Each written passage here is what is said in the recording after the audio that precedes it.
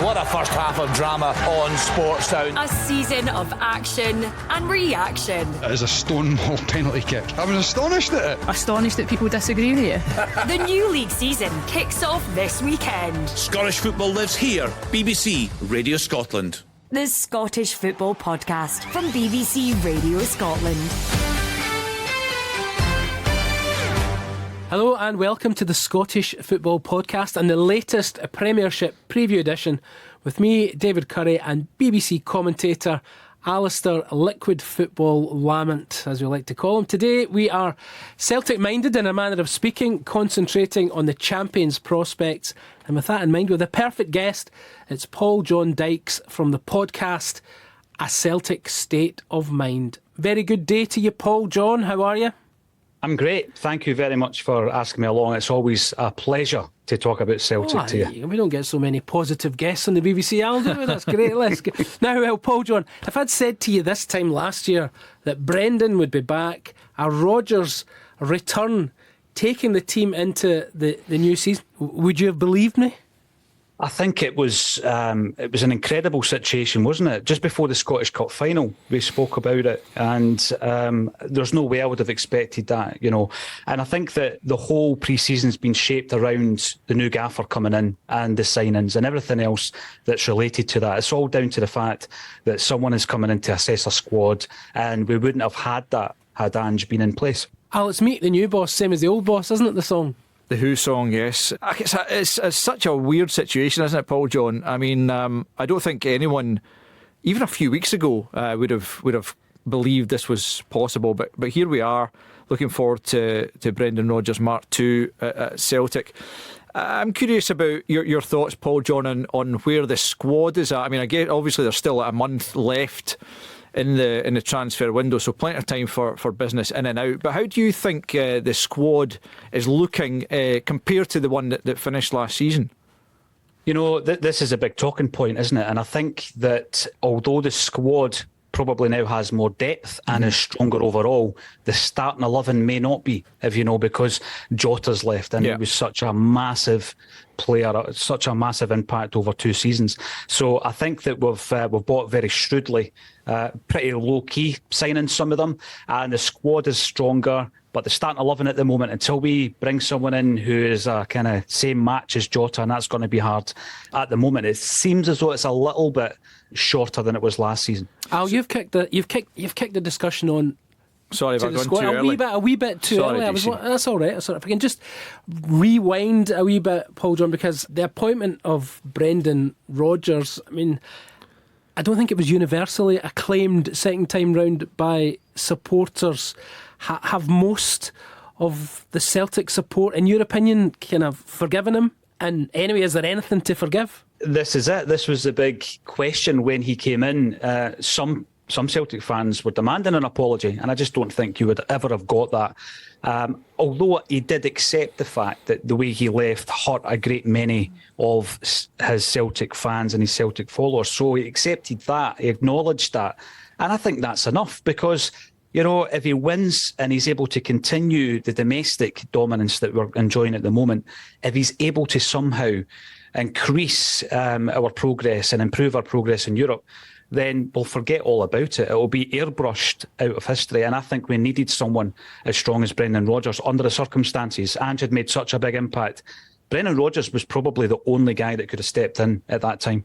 I remember when Brendan Rodgers was appointed first time round, Al, he was pleading for patience from supporters as he kind of put his mark on Celtic and brought in his own players. He's not done that this time. I mean, the Celtic fans are so used to success over the last, 12 years minimum, you know, and they've barely lost a domestic competition they've entered. So Brendan Rodgers knows he has to hit the ground running as a result of the phenomenal performances as well as results under Ange Postecoglou last season. The football was at times just mesmerising to watch. There was so many goals being scored. I'd be interested in Paul John's opinion, but I know a lot of Celtic fans and former players and so on that I spoke to over the last couple of years actually preferred watching Ange's side to even that of Brendan Rodgers' Invincibles. So I think the one thing that Brendan Rodgers knows is that if for any reason he doesn't quite hit the ground running, if results don't go his way, then maybe the goodwill that he does have, maybe the Celtic fans do begin to get on his back ever so slightly more than they would had circumstances been completely different, or if it were his first time at the club. But to be honest, I mean, Celtic squad, as we've touched on already, is still so very strong. There's nothing to suggest that they won't get off to an exceptionally good start. And the other bonus for them, like last season, is they don't have to concern themselves with this qualifying for Europe nonsense. They've done that by winning the league straight into the Champions League again. That's right. Paul John, Al's absolutely champing at the bit to talk about the squad and recruitment and so on and so forth. It is it looks like a fine-tuning process, but it looks as though it's the same recruitment policy as under the previous regime. Yeah, it has been successful, certainly in the last couple of years, and Brendan Rodgers has spoken about that. He's name-checked Mark Lowell and his recruitment team, and you can see from the first 4 arrivals, these are legacy signings. You know, although Brendan Rodgers may have rubber-stamped them, and if he had an issue with one of the players, he would have obviously had a point, you know, at the kind of latter stages of negotiations to say, I don't want that player. But when you look at Home, Yang, Kwon, Tilio, these players, it was already in the works to bring them to the club. And I think that's resulted in something of a low-key transfer window for Celtic. You then look at Nawrocki coming in as well. We desperately need a centre-half. He, I hope, is the guy that's going to fill that gap. And is he a starter, Paul John? Is he coming in for Starfelt, do you think? I think so. And that's not to say that Starfelt hasn't been a great addition to the Celtic side, because that partnership he and Carter Vickers have enjoyed for the last couple of years has been pretty solid. And even when Starfelt had to play without Carter Vickers beside him, you could see he's got these defensive qualities. He's a great ball winner. You know, winning headers and tackles is what he's all about. The real crux of what it means to be a centre half. But you know, if we're going to be playing the passing game, the possession style football that Brendan Rodgers enjoys and what Ange enjoyed, then it would be good to have a ball playing centre half who is playing in his favoured position as well. Because Starfelt has been playing out of position, you know, for 2 years as well. I do think he's there to fight for the jersey, and it will be interesting to see who starts on Saturday. I'll mention the Champions League. They're straight into the group stage. No need to bother yourselves with the slings and arrows of the qualifiers. I remember when Neil Lennon, Paul John, was Celtic manager, he always used to say this is the most stressful part of the job, getting through the European qualifiers so early. This is something that it became the norm. It was normalised that we had a few qualifiers in the pre-season. It affected what we did in terms of travelling. We've been able to travel to Japan this time round, something that we wouldn't have been able to do when we had the qualifiers. And going back to a point previously, you know, you'll remember Brendan Rodgers against Lincoln Red Imps. We wouldn't get away with that now because he's on a shorter leash, I think. But yeah, it's great. It's exciting, and you hope that we've got all our bodies in place for the big draw on the 31st of August. Can I just pick up one other thing, going back to Paul John mentioned the playing out from the back, that kind of football. Do I detect a little bit of uncertainty around Joe Hart, who I think's been tremendous for Celtics in his couple of years he's been at the club? Is there a bit of uncertainty about his position, Paul John? There's a lot of talk around that. You know, if you were to ask me where we had to strengthen, goalkeeper would certainly be one of the positions. Really? And I agree with you. I think that Joe Hart's been an essential part of Ange Postecoglou's success, both in his performance but also in the type of guy he is as a leader in the dressing room, on the pitch. You can hear how people talk about him. I guess he's like another captain in the dressing room with the bags of experience, but he's moving into that latter stage of his contract at Celtic. And I just think that if you're going to bring in a goalkeeper, bring someone in a bit like Nawrocki at centre half, bring someone in who's going to push the first choice. So you're bringing someone in essentially to try and replace Joe Hart. I don't think Siegrist or Scott Bain are going to do that. So yeah, I do think that we're in the market for a goalie, and hopefully we bring one in before the big draw. Well, let's continue on this theme. What other areas do you think need strengthening, or rather maybe reinforcing? Well, this is the thing. I went earlier on, I went on about Jota And you then look at the wings and think what a massive loss he is to Celtic, and he would be a massive loss to any club. But Abada seems to be coming out of the shadows of Jota, so he might develop this season into the type of winger that Brendan Rodgers has developed in the past, hasn't he? You know, the Sinclair type. That might mean that we don't need to buy a direct replacement for Jota. However, on the left-hand side, if Maeda gets injured, I think the drop in quality to his replacement is quite steep. Therefore, I would say we need someone on the left, a left winger. We've already strengthened at the centre-half, goalkeeper, and left-back for me as well. I do feel that, you know, there's a drop in quality if Greg Taylor is injured, suspended. Bernabe, you know, he's scored a couple of goals this pre-season, but defensively, I think the jury's out. So, yeah, we need another left-back as well. You've talked about Nawrocki as being a potential starter. Are any of the other guys who have come in, do you think they are ready-made for the first team? Tilio, for instance, could he step in already to that sort of attacking part of the Celtic team? The ones that have impressed me, unfortunately, with Tilio with his injury, but the ones that have impressed me, Ali, have been Holm and Yang. Yang on the wing looked very good the other night against Athletic Club, and as did Holm. I think that he's a ball winner. It's maybe one of these signings that, as I say, low key, but by the end of the season he can become an integral part of the team, a wee bit like Matt O'Reilly. You know, he came in without much of a fanfare. And then he became undroppable pretty quickly. So I think so far, from what I've seen, Holm and Yang look particularly good. I also like the show reels of Tilio, and we've heard from one of AXOM's contributors who's based in Australia that Tilio is the real deal. So I'm looking forward to seeing him in action as well. I just wonder, obviously James Forrest honoured for his tremendous service to the club. He did, partly through injury you would have to say, but possibly just because Ange Postecoglou had preferred options. He kind of fell out of things over the last year or two. David Turnbull didn't see a whole lot of action, but it sounds like he came on and made a real impression the other night. Is there a future at Celtic for the likes of those two? You would definitely hope that Turnbull could be turned round, because I keep saying about David Turnbull, you know, he, when we signed him, was the best young Scottish footballer in our league.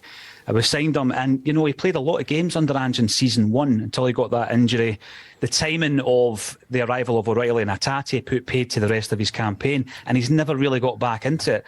But you know what? During the pre-season, he's stood out in the 3 performances that he's had. He really has stood out. And you do expect one or two of the players who maybe didn't shine under Ange to be revitalised under Brendan Rodgers. I think David Turnbull could well be one of them. Jamesy Forrest, I don't like keeping players around the place just because they're good in the dressing room. They've got to contribute.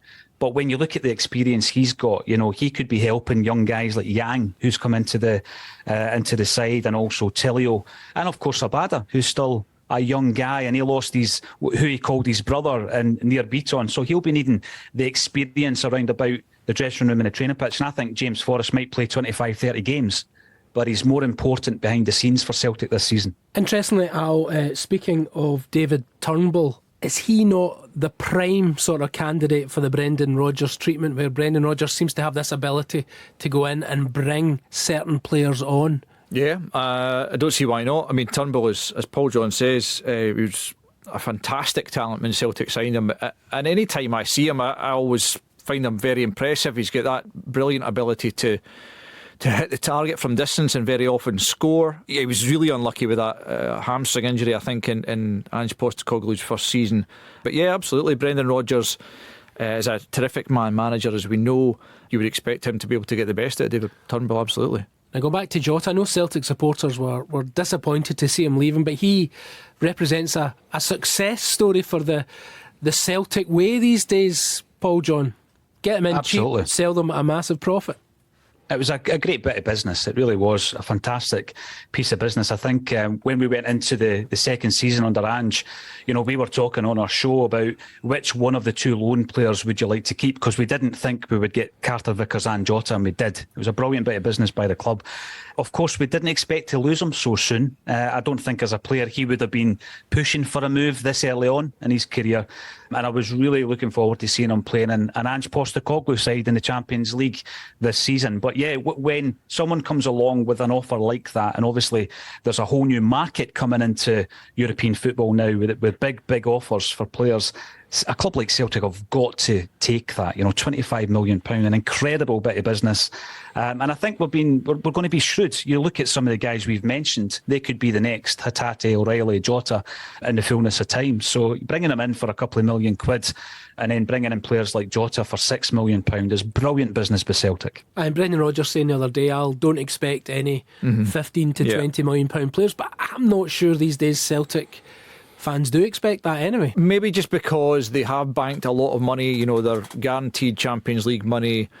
They've been so well run for so many years now, Celtic, that they probably could afford maybe to splash out that kind of figure on one player. But then, what a lot of people don't take into account is obviously the wages that come with that. So it's just not part of Celtic's model. But they could pay high single figures in the millions and maybe even into double digits, and then develop that player and sell him for even more. It's certainly, it's a good way of working that they've got. It's worked out very well for them, particularly under Ange Postecoglou. He bought so shrewdly, and virtually every single one of his acquisitions paid off on the park, and then subsequently down the line you would imagine most of them will more than recoup the money paid for. I just wanted to touch on ambitions for the season ahead, Paul John. I have to admit, I thought Ange Postecoglou would want to stick around for another go at the Champions League and really try and make an impact on it next season, having done well in games last season. Obviously he's away, but do you think nonetheless that Celtic and Brendan Rodgers should be aiming for clearly a positive campaign and at worst finishing third in the Europa League? I think we've got to. We were privileged enough to be in that press conference when Brendan Rodgers was announced, and we asked him that very question: European progress, what does it look like for Celtic? And I think if you are able to come third in a group of teams who are far, far richer than us, and they've got big buying power, but we just stick to our own recruitment strategy, and if we're able to get that defence sorted in Europe, because this was the margins last season, wasn't it? A couple of bad errors and put paid to our Champions League ambitions. I was excited to see Ange Postecoglou going into it again. Yeah, there was a bit of a gung-ho approach, but when you get the experience of that 65 minutes against Real Madrid where you're going toe-to-toe with them, you miss a couple of chances and then obviously they start to turn the screw. It was exciting to watch. I think we're going to be a lot safer under Brendan. I think a lot of the onus will be on the defensive side of it as well, and shutting down games if we're able to. But yeah, that will be progress, and that is secondary, of course, to winning the league. The league is a priority, and if we can start to incrementally improve season on season in Europe, then we're on the right path. Right, let's move swiftly from European aspiration to Premiership predictions. Al's favourite part of the podcast. It's like nailing jelly to a wall here with this guy, Paul John. But given that Celtic have won 9 out of the 10 Premiership titles, won a treble last year, I think I know what's coming from you. I said this time last year 2 in a row. I'm going to go for 3 in a row, but there's no disrespect intended to any of the challengers. I think we'll get a challenge from Rangers, who will beat just every other team in the league, really. It'll come down to the derbies. And I think we'll see a stronger Aberdeen, but 3 in a row for Celtic this season. Are you going for top 2 again now? I think it's. I think I have to, yeah. I mean, absolutely. You think the challenge? I can't see Celtic missing out in the top 2, put it that way. You think Michael Beale's Rangers will put up a more spirited challenge? Yeah, I think it'll be a closer title race this season than we've seen for a number of years. If you were absolutely holding a gun to my head, I would probably go Celtic to hold on to the title, yeah. Right, folks, thanks for listening to this Scottish Football podcast, our final Premiership preview edition. My thanks to BBC commentator Al Lamont and to Celtic podcaster from the A Celtic State of Mind podcast, Paul John Dykes. The new Premiership season starts tomorrow. We've got it covered on Sportsound, on digital, on TV, on Sports Scene, on the iPlayer, just about everywhere, actually. And don't forget Sports Scene results tomorrow with me. The Scottish Football Podcast from BBC Radio Scotland.